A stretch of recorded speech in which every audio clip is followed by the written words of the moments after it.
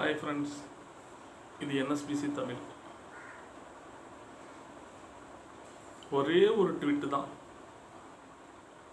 ஒட்டுமொத்த சங்கிகளும்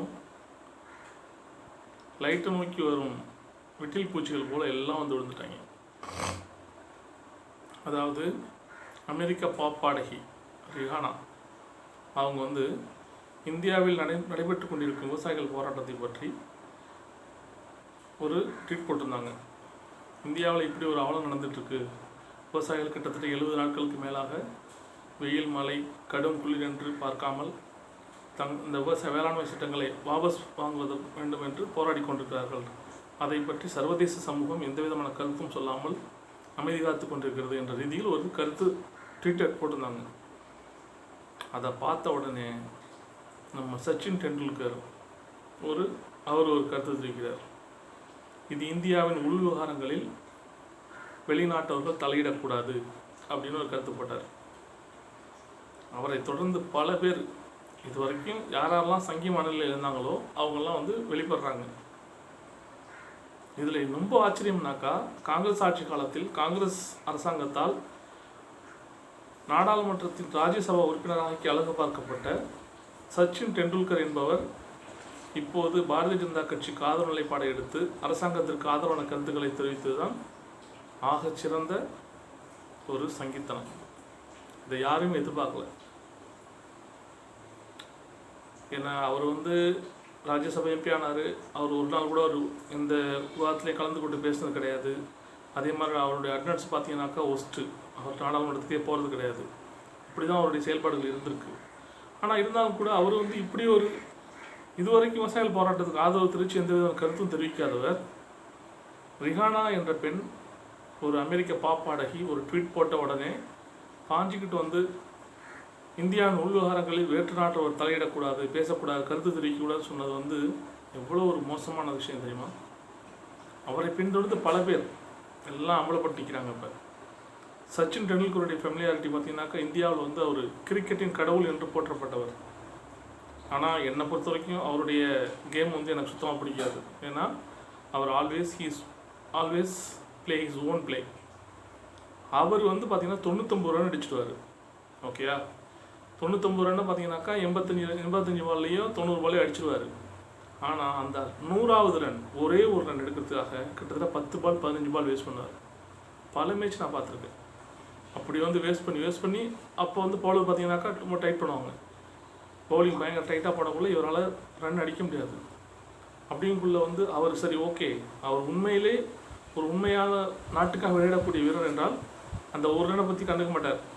தூக்கி அடிப்பார், அவுட்டாலாக போயிட்டே இருப்பார். ஆனால் அப்படி பார்க்க மாட்டார். அவர் என்னுடைய ஸ்கோர் தனிப்பட்ட முறை, என்னுடைய சாதனை வந்து தனிப்பட்ட முறையில் இருக்கணும் அப்படிங்கிற ரீதியில் அந்த ஒரே ஒரு ரன் அடிக்கிறதுக்காக 10-15 பாலை வேஸ்ட் பண்ணிவிட்டு அடிச்சிடுவார். அடுத்த ரன் அடித்து ஒரு 5 ரனில் 10 ரனில் அவுட் ஆகி போயிடுவார். அதற்கு பிறகு பார்த்தீங்கன்னாக்கா இந்தியா வந்து கடைசி கட்டத்தில் 4 ரன் வித்தியாசத்தில் 2 ரன் வித்தியாசத்துலேருந்து தோற்றுருக்கு. இது மாதிரி பல மேட்சுகளை சொல்லலாம். He never played for nation. He always played only for his own score. நான் அவரை மாதிரி ஒரு செல்ஃபிஷ் பிளேயர் நான் பார்த்தது கிடையாது. சூதாட்டத்தில் தொடர்புடையதாக கைது சொல்லப்பட்ட ஜடேஜா, அசாருதீன் போன்றவர்கள்லாம் கூட கண்டுக்க மாட்டாங்க. ஜஸ்ட் லைக் தட் சூப்பராக ஆடுவாங்க, ஃபாஸ்ட்டாக ரன் அடிச்சுட்டே இருப்பாங்க. அவங்களாம் அசாருதீன்லாம் பார்த்தீங்கன்னா எத்தனையோ மேட்ச் வந்து அவர் கடைசி 90 95 ரன்லாம் அவுட் ஆகியிருக்கார். அதெல்லாம் கண்டுக்க மாட்டார்.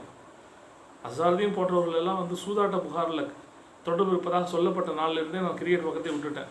அது வரைக்கும் கிரிக்கெட் மேலே அவ்வளோ ஒரு அபிமானம், ஒரு மேட்ச் கூட பார்க்காம அந்தளவுக்கு இன்ட்ரெஸ்ட்டாக, ஏன்னா எக்ஸாம் சமயத்தில் கூட படிக்கிறத கூட விட்டுட்டு கிரிக்கெட்லாம் பார்த்துருக்கோம். அந்த மாதிரி காலகட்டம் இருந்துச்சு. என்று ஒரு நாள் அசாருதீன், ஜடேஜா, மனோஜ் பிரபாகர், இன்னும் யாரெல்லாமே அந்த south African cricket captain Hansi குரோனியே, இவங்கெல்லாம் வந்து இந்த சூதாட்டங்கள் தொடர்புறையாக சொல்லப்பட்டு விஷயங்களை வெளியே வர ஆரம்பிச்சிலேருந்தே வெறுத்துட்டேன். அதில் வந்து கிரிக்கெட் பார்க்குறதுல ஏன்னா அப்பப்போ பார்க்குறது. ஆனால் அவர்கள்லாம் வந்து அசாருதீன்லாம் பார்த்தீங்கன்னாக்கா அந்த மாதிரி அவங்க வந்து நாட்டுக்காக தான் விளையாடுவாங்க தவிர சூதாட்ட புகாரில் சம்மந்தப்பட்டதாக சொல்லப்பட்டால் கூட நிரூபிக்கப்பட முடியல. அவங்க கொஞ்ச நாள் வெளியே வந்துட்டாங்க. இருந்தாலும் கூட அதோட முடிஞ்சு போச்சு. அந்த கிரிக்கெட்டை விரும்பி பார்க்குற விருப்பமாக போயிடுச்சு. எந்த பிளேயரும் டெண்டுல்கர் அளவுக்கு ஓன் ஸ்கோர் பார்த்து தன்னுடைய செல்ஃபிஸ் ப்ளே பண்ணது நான் பார்த்தே கிடையாது. இவர் இப்படி ப்ளே பண்ணுவார். அப்படிப்பட்டவர் தான் கூட அப்படி பல பேர் இந்த இதை பற்றி இது போன்ற விமர்சனத்தை சொன்னாலும் கூட அவரை கிரிக்கெட்டின் கடவுள் அப்படின்னு போற்றி அவரை ரொம்ப ரசிச்சுக்கிட்டு இருந்த மக்களும் இந்தியாவில் இருக்காங்க, உலகம் முழுவதும் இருக்காங்க. ஆனால் அப்படிப்பட்டு போற்றப்பட்டவர், கோலியின் உச்சத்தில் இருந்தவர், இன்று ரிஹானா போட்ட ட்வீட்டுக்கு ஆப்போசிட்டாக கருத்து சொல்லி அவருடைய புகழின் அதால பாதாளத்துக்கு போயிட்டார். புகழோட உச்சத்தில் இருந்தவர் இப்போ அதால பாதாளத்துக்கு போயிட்டார். இப்படி தான் சில நேரங்களில் சில மனிதர்கள் வெளிப்பட்டு கொண்டிருக்கிறார்கள். டெல்லியில் பார்த்தீங்கன்னா மத்திய அரசாங்கம் இது உண்மையிலே மக்களுக்கான அரசாங்கமா இல்லை சூனியம் செய்யக்கூடிய அரசாங்கமா என்று சந்தேகப்படும் அளவுக்கு அவர்களுடைய செயல்பாடுகள் இருந்து கொண்டிருக்கிறது. விவசாயிகள் அவர்கள் இருக்கும் இடங்களுக்கு சென்று கொண்டிருந்த தண்ணீர் சப்ளை நிறுத்தப்பட்டிருக்கிறதாம். ரோடுகளில் ஆணி அடித்து வச்சுருக்காங்களாம். டிராக்டர்லாம் ஓட்டுறாங்கல்ல, எப்படி ஓட்டுவாங்க அவங்க அப்படின்ட்டு ஆணியை பதிச்சு வச்சுருக்காங்களாம். மிக மிக கொடூரமான செயல்பாடுகள் நிறைவேற்றப்பட்டிருக்கின்றன. ஒரு மந்திரவாதி, சூனியம் செய்யக்கூடிய மந்திரவாதி என்னென்னவெல்லாம் பண்ணுவானோ அதையெல்லாம் ஒரு மத்திய அரசாங்கம் பண்ணி கொண்டிருக்கிறது. ஏற்கனவே கலவரத்தில் அந்த டிராக்டர் பேரணியில் ஒரு ஆட்கள் செட்டப் பண்ணி உள்ளே அனுப்பிச்சு கலவரம் உண்டாக்கி ஒரு விவசாயிகளுக்கு கெட்ட பேரை உண்டாக்க முயற்சி பண்ணாங்க. ஆனால் ஏதோ சில விவரங்கள்லாம் வெளியே வந்துருச்சு. இதை பண்ணது பார்த்திங்கன்னா உண்மையிலே விவசாயிகள் கிடையாது அப்படின்னு காயமடைந்துள்ள காவல்துறையினரே பேட்டி கொடுத்துருக்காங்க. இது நிச்சயமாக அவர்கள் விவசாயிகள் கிடையாது, அவங்க இந்த மாதிரி இதெல்லாம் பண்ணது, கலவரத்தை பண்ணது எல்லாமே குண்டர்கள், வெளியிலேருந்து வந்த ஆட்கள் அப்படின்லாம் சொல்லியிருக்காங்க. அப்படி தான் போயிட்டுருக்கு.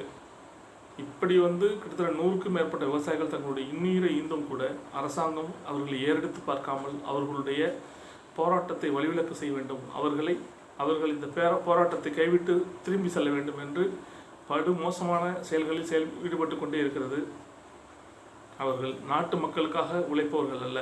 இந்த அரசாங்கம் முதலாளிகளுக்காக உழைத்து கொண்டே இருக்கிறார்கள் என்றால் முதலாளிகள் போட்டுக் கொடுத்த திட்டத்தின் அடிப்படையில் தான் இந்த வேளாண்மை சட்டங்களை அமல் செய்திருக்கிறார்கள். ஏனென்றால் இந்த வேளாண்மை சட்டங்கள் அமல்படுத்துவதற்கு முன்பாகவே அதாவது குளிர்பாதன கிடங்குகள் எல்லாம் கட்டி முடிக்கப்பட்டு விட்டன. அதற்கு பிறகுதான் இந்த வேளாண்மை சட்டங்கள் வெளிப்பட்டிருக்கிறது. என்ன சொல்வது என்றே தெரியவில்லை. இந்திய ஜனநாயகம், இந்தியா என்பது எப்போதுமே உலக அரங்கில் ஒரு பெருமைக்குரிய நாடாகவே போற்றப்பட்டு கொண்டிருக்கிறது. கடந்த 6 ஆண்டுகளாக பல விஷயங்களில் 1992ஆம் ஆண்டு பாபர் மசூதி இடிக்கப்பட்ட போதே இந்தியாவின் கருப்பு தினமாக கடைபிடிக்கப்பட்டது. அது ஒரு உலக அரங்கில் ஒரு மிக மிக மோசமான முன்னுதாரணத்தை ஏற்படுத்திவிட்டது. அதற்கு பிறகு ஓரளவுக்கு மன்மோகன் சிங் ஆட்சி காலத்தில் இந்தியா உலக அரங்கில் போற்றப்பட்டது. உலக தலைவர்களை வியந்து பார்க்கும் ஒரு பிரதமராக இந்தியாவின் மன்மோகன் சிங் திகழ்ந்தார். ஆனால் அவரை கூட நாம் வாய்மூடி மௌனியாக இருக்கிறார், மௌனசாமியார் அப்படி இப்படி என்று கிண்டல் செய்து காங்கிரஸ் ஆட்சிக்கு ஒரு அவப்பெயரை உண்டாக்கி அவர்களை ஆட்சியிலிருந்து விரட்டிவிட்டோம். அதற்கு பிறகு இவர்கள் பொய்யே சொல்லி பொய் பிரச்சாரத்தை செய்து நாங்கள் ஆட்சிக்கு வந்தால் சுவிஸ் பேங்கில் உள்ள கருப்பு பணத்தை மீட்டு ஒவ்வொரு இந்தியரின் அக்கௌண்ட்டிலும் 15 லட்சத்தை செலுத்துவோம் போன்ற பொய்யான வாக்குறுதிகளை சொல்லி மக்களை நம்ப வைத்து ஆட்சி அமைத்து விட்டார்கள். அதிலிருந்து இந்தியாவின் வீழ்ச்சி தொடங்கிவிட்டது. உலக அரங்கில் இந்தியாவின் மானம் கப்பலேறி கொண்டிருக்கிறது. ஒவ்வொரு விஷயங்களிலும் அவர்களுடைய செயல்பாடுகள் இப்படித்தான் இருந்து கொண்டிருக்கின்றன. அமெரிக்க அதிபராக ஒபாமா இருந்தபோது இந்தியா வந்த பொழுது இந்தியாவில் மத சகிப்புத்தன்மை மிகவும் குறைவாக இருக்கிறது, சிறுபான்மையினர் தாக்கப்பட்டு கொண்டிருக்கிறார்கள், இது இந்தியாவின் ஜனநாயகத்தன்மைக்கு நல்லதல்ல என்று அவர் கருத்து சொல்லிவிட்டு சென்று விட்டார். அதே போன்றுதான் எல்லா விஷயங்களிலும் இந்தியாவின் புகழ் பாதாளத்துக்கு சென்று கொண்டிருக்கிறது. 2024ஆம் ஆண்டிலாவது இந்தியாவிற்கு ஒரு மீட்சி ஏற்படும், ஒரு மாற்றம் ஏற்படும் என்று நம்பிக்கொண்டிருக்கிறோம். ஆனால் அப்படி ஒரு மாற்றம் வருமா? இல்லை. வடமாநில மக்கள் மீண்டும் நரேந்திர மோடிக்கு வாக்களித்து அவரையே மீண்டும் பிரதமராக்குவார்களா என்பதை பொறுத்திருந்தான் பார்க்க வேண்டும். ஆனால் விவசாயிகள் மீது கை வைத்தவர்கள் யாருமே நீண்ட நாட்களுக்கு ஒரு சிறப்பான நிலையை அடைந்து எப்போதும் இருக்க முடியாது என்பதே கடந்த கால நிகழ்வுகள் சொல்கின்றன. இப்போது அவர்கள் விவசாயிகள் மீது கை வைத்திருக்கிறார்கள். விவசாயிகள் உழுதவன் சேற்றில் கால் வைத்தால்தான் மற்றவர்கள் சோற்றில் கை வைக்க முடியும் என்ற நிலை இருக்கும் பொழுதே விவசாயிகளை இப்படி பாடாய்படுத்தி கொண்டிருக்கிறார்கள். சச்சின் டெண்டுல்கரை போன்று பல பேர் விவசாயிகளுக்கு எதிரான கருத்துக்களை சொல்லியிருக்கிறார்கள். நான் நினைக்கிறேன் இவர்கள் அனைவரும் அரசாங்கத்தினால் மிரட்டப்பட்டிருக்க வேண்டும். இப்படி ஒரு கருத்து சொல்ல வேண்டும், இப்படி விவசாயிகள் போராட்டத்துக்கு எதிரான கருத்து நீங்கள் தெரிவிக்க வேண்டும் என்று அவர்கள் அரசாங்க தரப்பிற்கு மிரட்டப்பட்டிருக்கலாம். ஏனென்றால் அனைவரும் சொல்லும் கருத்து அனைத்தும் ஒன்றாகத்தான் இருக்கிறது. கண்டென்ட் எல்லாம் ஒரே மாதிரி தான் இருக்குது. இது இந்தியாவின் உள்விவகாரம், இதில் நீங்கள் தலையிட வேண்டியதில்லை, மற்றவர்கள் வெளிநாட்டுக்காரர் கருத்து சொல்லக்கூடாது அப்படின்னு சச்சின் டெண்டுல்கர் சொல்லியிருக்க மாதிரி தான் மற்றவர்களுடைய கருத்துக்களும் இருக்கின்றன. அதனால் கண்டென்ட் ஒரே ஒரு நபரால் ஒரு இடத்துலேருந்து வந்த கண்டென்ட்டை வைத்து தான் ஒவ்வொருத்தரும் ஒரு மாதிரி கருத்து சொல்லியிருக்கிறார்கள். இப்படி சொல்லும் இதே சச்சின் டெண்டுல்கர் தான் அமெரிக்காவில் ஒரு கருப்பினத்தை சேர்ந்த ஒரு மனிதர் காவல்துறையால் தாக்கப்பட்டு மரணித்த போது அந்த மனிதருக்கு ஆதரவாக கருத்து சொன்னார். அப்படி அவர் கருத்து சொன்ன போது அமெரிக்கா என்பது என்ன இந்தியாவின் ஒரு பகுதியா? அமெரிக்கா என்பது வெளிநாட்டிலேயா? அப்படியெல்லாம் கருத்து சொன்ன சச்சின் டெண்டுல்கர் தான் இன்று ரிஹானாவுக்கு எதிராக கருத்து சொல்லியிருக்கிறார். இதெல்லாம் சில மனிதர்கள் அம்பலப்படுவதற்கான வாய்ப்பாக அமைந்திருக்கிறது. பொறுத்திருந்து பார்ப்போம். இன்னும் என்னென்ன கூத்துக்களெல்லாம் அரங்கேறுகிறது, யாரெல்லாம் வெளிப்படுகிறார் என்பதை பொறுத்திருந்து பார்ப்போம். அப்புறம் இந்தியாவின் பட்ஜெட்டை இந்திய மத்திய அரசின் நிதி அமைச்சர் நிர்மலா சீதாராமன் 2 தினங்களுக்கு முன்பாக தாக்கல் செய்திருக்கிறார். அது எப்படி இருக்குனாக்கா, உரிக்க ஒன்றுமேலாம் பண்ண வெங்காயமாக தான் இருக்குது. அதனால் மக்களுக்கு எந்த பயனுமே கிடையாது.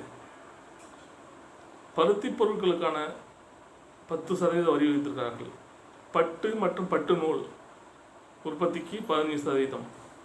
அப்புறம் இந்தியாவின் மிகப்பெரிய காப்பீடு நிறுவனமாக இருக்கும் LICயினுடைய 74% பங்குகளை தனியாருக்கு விற்கப் போகிறார்களாம். இது போன்ற அப்புறம் பெட்ரோல் மற்றும் டீசல் விலையில் வேளாண்மை செஸ் என்று ஒன்றை புதிதாக புகுத்தியிருக்கிறார்கள். இப்படியெல்லாம் இவர்கள் செய்திருப்பது அனைத்து விஷயங்கள் எல்லாமே விவசாயிகளுக்கும் இந்தியாவின் குடிமக்களுக்கு தீமை அளிக்கக்கூடியதாக இருக்கிறது. யாருக்கும் நன்மை அளிக்கக்கூடிய விஷயம் எதுவுமே இந்த பட்ஜெட்டில் இல்லை. தங்களுடைய முதலாளிகளாக இருக்கும் தொழிலதிபர்கள் நன்மை செய்யும் விதத்திலே பட்ஜெட்டுகள் அமைந்துள்ளன. அனைத்து அம்சங்களும் தேர்தல் நடக்கப் போகின்ற சில மாநிலங்களுக்கு சாதகமான சில அம்சங்கள் பட்ஜெட்டில் இருப்பதாக கூறுகிறார்கள்.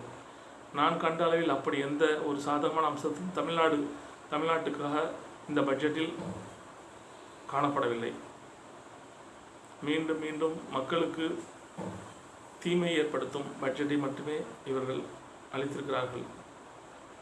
பெட்ரோலிய பொருட்களின் விலை உயர்ந்து கொண்டே செல்கிறது. சமீபத்தில் கேஸ் விலையும் 25 ரூபாய் உயர்த்தப்பட்டிருக்கிறது. என்னடா, கிட்டத்தட்ட ஒரு வருஷமாக கொரோனா பேண்டமிக்கில் மக்கள் அவதிப்பட்டு இப்போ தானே முன்னேறி வந்துட்டு இருக்காங்க, இப்போ தான் கொஞ்சம் மீண்டு வர்றாங்களே, அவங்கள திரும்ப கஷ்டப்படுத்தக்கூடாது என்ற கொஞ்சம் கூட எண்ணம் இல்லாமல் கடுமையான வரிகளையும் விலை உயர்வையும் இந்த அரசாங்கம் தொடர்ந்து செய்து கொண்டே இருக்கிறது. இதனால் மக்கள் படும் அவதிகள் அதிகமாகிக் கொண்டே இருக்கின்றன. பெட்ரோலிய பொருட்களின் விலை உயர்ந்தால் அனைத்து அத்தியாவசிய பொருட்களின் விலையும் உயரும். இது கடைசியில் யார் தலையிடியும்? இது பொதுஜனமாகிய மக்கள் தான் அதன் சுமையை அனுபவிக்க நேரிடும். பெரும்பான்மையான மக்கள் வேலை இழந்து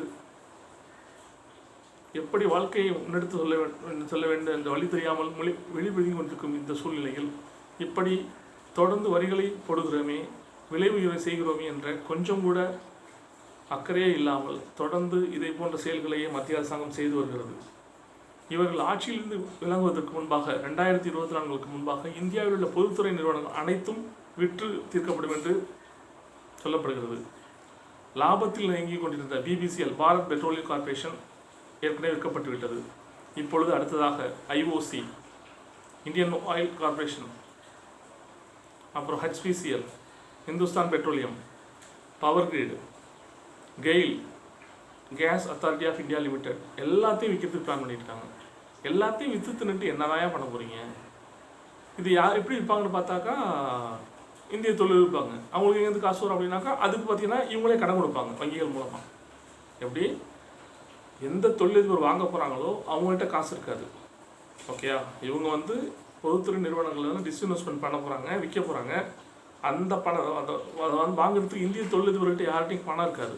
அதுக்கு என்ன பண்ணுவாங்க, பொதுத்துறை நிறுவனங்களாக இருக்கும் வங்கிகள் மூலமாக அந்த தொழில்கள் கடன் வழங்கப்படும். அந்த பணத்தை கொண்டு அந்த தொழிலதிபர்கள் இந்த பொதுத்துறை நிறுவனங்களை வாங்கிக் கொள்வார்கள். எப்படி இருக்குவார்கள்? இப்படியே தான் ஒவ்வொன்றாக தீர்த்து கொண்டிருக்கிறார்கள். இது எங்கே செல்ல போகிறது இந்த பாதை? இந்தியா என்ற நாடு அடுத்த தலைமுறைகளுக்கு ஏதாவது விட்டு வைப்பார்களா, இல்லை இப்பொழுதே எல்லாத்தையும் முடித்து விடுவார்களா என்று தெரியவில்லை. தனியார் வசம் சென்ற நாடுகள் எல்லாம் எவ்வளவு மோசமான நிலையை சென்று கொண்டிருக்கிறது என்பதை கண்கூடாக நாம் பார்த்து கொண்டிருக்கிறோம். இந்தியா என்ற நாடும் இப்பொழுது தனியார்களின் கைகளில் முற்றிலும் ஒப்படைக்காமல் இவர்கள் ஆட்சியில் இறங்கப் போவதில்லை. ஏனென்றால் அவர்கள் தங்களுடைய சித்தாந்தத்தை, தங்களுடைய தாய் இயக்கமான RSS வகுத்து கொடுத்த சித்தாந்தத்தை அவர்கள் நிறைவேற்றிக் கொண்டிருக்கிறார்கள். அவர்களுடைய கொள்கையில் அவர்கள் தெளிவாகத்தான் இருந்து கொண்டிருக்கிறார்கள். மக்கள் தான் நமக்கு நல்லது நடக்கும், இவர்கள் நன்மை செய்வார்கள் என்று நம்பி இவர்களுக்கு வாக்களித்து மிகுந்த கஷ்டத்தை அனுபவித்துக் கொண்டிருக்கிறார்கள். பார்க்கலாம் என்ன சொல்கிறது. குடிகார கணவனுக்கு மனைவியாக போனாக்கா அடிபட்டு தான் ஆகணும், அதுலேயும் தப்ப முடியாது அப்படின்னு சொல்லுவாங்க. அது மாதிரி இப்படி கொடுங்கோளர்களுக்கு ஆட்சி செய்ய அனுமதி வழங்கியாகிவிட்டது. அதுவும் தனி மெஜாரிட்டியில் அவர்கள் ஆட்சியில் அமர்ந்திருக்கிறார்கள். அவர்கள் 2024ஆம் ஆண்டு வரை ஆட்சியில் நிச்சயமாக அவர்கள் ஆட்சியில் இருப்பார்கள். அதுவரை நாம் இந்த கஷ்டங்களை மட்டுமே அனுபவித்துக் கொண்டே இருக்கணும். 2024 மாற்றம் ஏற்படும் என்று நம்புவோம். அப்புறம் இன்னொரு விஷயம், நான் BBC காணொலியில் பார்த்தேன். சைனாவில் ஒரு மிகப்பெரிய அக்கிரமம் நடந்து கொண்டிருக்கிறது. ஜின்ஜியாங் என்ற மாகாணத்தில் வாழ்ந்து கொண்டிருக்கும் உய்கூர் இன முஸ்லீம்கள் மிகுந்த கொடுமையான சூழ்நிலையில் தடுப்பு முகாம்களில் அடைக்கப்பட்டு, கிட்டத்தட்ட 10 லட்சம் மக்கள் தடுப்பு முகாம்களில் அடைக்கப்பட்டு சொல்லனா துயரத்திற்கு அவர்கள் துயரத்தை அனுபவித்துக் கொண்டிருக்கிறார்கள். ஏற்கனவே அமெரிக்கா என்ற ஏகாதிபத்திய நாடு இஸ்லாமிய நாடுகளான லிபியா, ஈராக், ஆப்கானிஸ்தான் போன்ற நாட்டின் உள்விவகாரங்களை தலையிட்டு அந்த நாடுகளை சின்ன பின்னமாக்கின. இப்பொழுது சைனாவின் முறை போலும் அமெரிக்காவுக்கு ஈடு இணையான நாங்கள் செல்வாக்கு கொண்டவர்கள் வல்லரசு என்று தானே சொல்லிக் கொண்டிருக்கும் சைனா இப்பொழுது இஸ்லாமியர்களை வன்கொடுமை செய்யும் செயல்களை இப்பொழுது துவக்கியிருக்கிறது. இதை எந்த அரபு நாடும் கேள்வி கேட்பதில்லை. தன்னை இஸ்லாமிய குடியரசு என்று அறிவித்துக் கொண்ட பாகிஸ்தான் இந்தியாவிடம் உள்ள பகைமையை தீர்த்துக் கொள்வதற்காக சீனாவுடன் உறவாடி கொண்டிருக்கிறது. அவர்கள் கூட இதை பற்றி சீனாவிடம் கேட்கவில்லை. இதுபோல் ஈரான், சியா முஸ்லிம்களின் இஸ்லாமிய புரட்சி ஏற்பட்ட நாடு என்று சொல்லப்படும் ஈரான் சீனாவுடன் இணைந்து பலவிதமான திட்டங்களை செயல்படுத்திக் கொண்டிருக்கிறது. சாலை, துறைமுகம் போன்ற திட்டங்கள் செயல்படுத்தப்பட்டு கொண்டிருக்கின்றன. அவர்களும் இதை பற்றி கேட்கவில்லை. துருக்கி, சவுதி அரேபியா போன்ற இஸ்லாமிய மக்கள் பெரும்பான்மையாக வசிக்கும் எந்த நாடுகளும் சீனாவின் அக்கிரமங்களை தட்டி கேட்பதாக இல்லை. அந்த மக்கள், அந்த பெண்மணி ஒரு பெண்மணி பேட்டியளித்திருக்கிறார். 13 பேர் நாங்கள் ஒரே அறையில் அடைக்கப்படுவோம், ஒரே ஒரு கழிவறை மட்டுமே எங்களுக்கு இருக்கும். நள்ளிரவுக்கு மேல் 3 முகமூடி அணிந்த மனிதர்கள் வருவார்கள், எங்களை சின்னாபின்னப்படுத்துவார்கள். எங்களுடைய உடலின் ஒரு பகுதி கூட அவர்களுடைய சித்திரவதையில் தப்பிவது இல்லை. அவர்கள் எங்களை கடிப்பார்கள்.